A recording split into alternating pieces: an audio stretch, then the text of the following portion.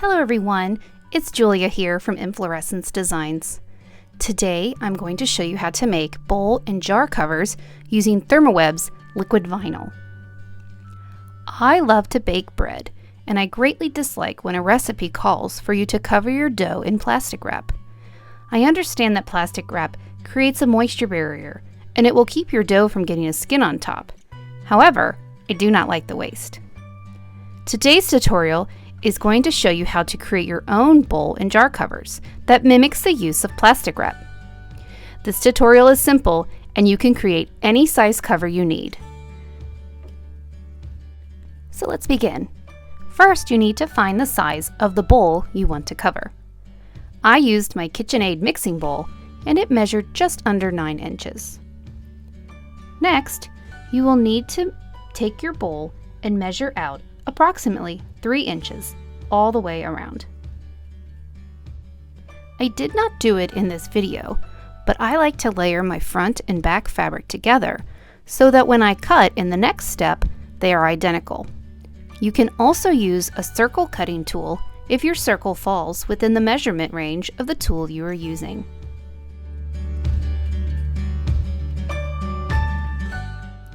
Next, you want to cut out your circle.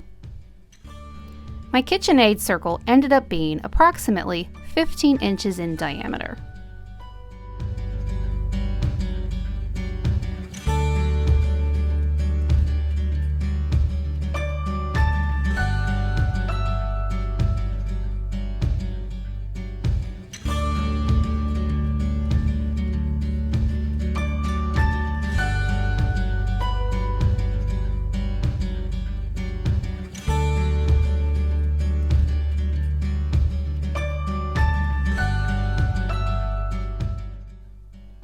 Now it's time to add the liquid vinyl. Liquid vinyl is non-toxic, but it has not been tested for food safety. Because of this, we are only adding the liquid vinyl to the outer top fabric. The lining will not have liquid vinyl, which will protect your bread dough or any other food if it happens to rise or touch your bowl cover. To use liquid vinyl, you will start by painting on a thin layer using a soft bristled paintbrush or foam brush. You will then need to let the fabric dry 30 to 45 minutes. Once dry, you will preheat your iron to the medium heat with no steam. You will want to place your fabric on top of something that is firm and heat-proof but not an ironing board, and then cover with heat and bond pressing paper. You will press for 45 seconds, moving the iron slightly. For larger pieces, slightly overlap the areas until the entire surface has been pressed. For this project, I used only one coat of liquid vinyl. The number of coats is a personal choice for this project.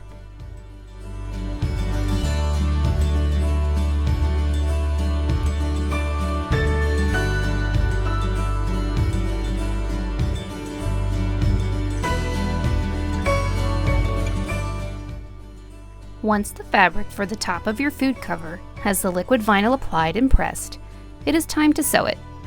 Place your circles right sides together and sew around the perimeter 3/8 of an inch, leaving a 2-inch opening for turning.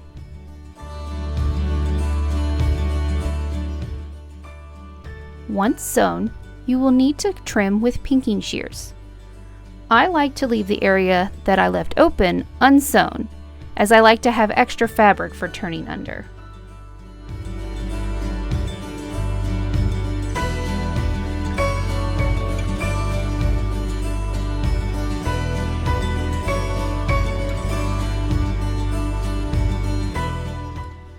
Once your circle is trimmed, you will need to turn it right side out. You will also press it. But remember to use pressing paper when ironing over the liquid vinyl covered fabric. We don't want to ruin any irons.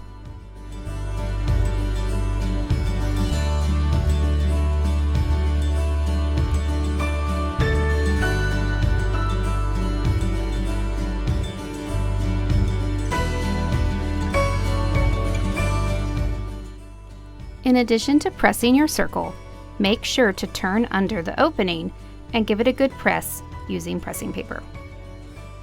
Next, you will need to make a casing for the elastic.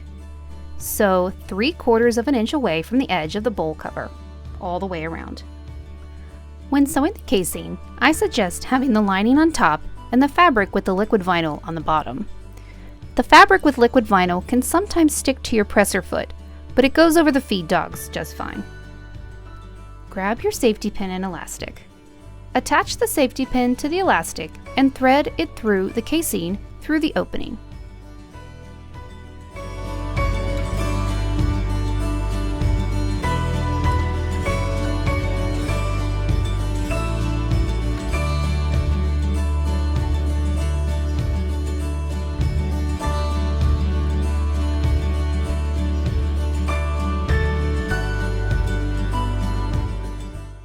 Pull the elastic tight. Then, place your bowl cover over the bowl to measure how tight you want the elastic to be.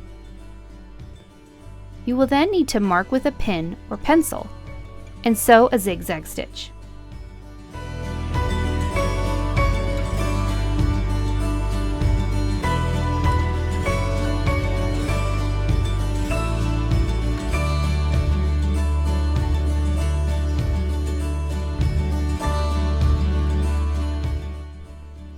Finally, using a 1/8 inch seam, close the opening of the bowl cover.